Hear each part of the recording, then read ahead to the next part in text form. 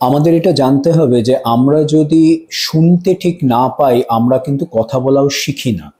সেই কারণে এটা পার্টিকুলারলি সেই পরিবারের বাবা মাদের বলা হচ্ছে যে যাদের বাচ্চারা এখনো কথা ঠিক বলতে শেখেনি তাদের কিন্তু শোনার পরীক্ষাটা করে নেওয়া উচিত।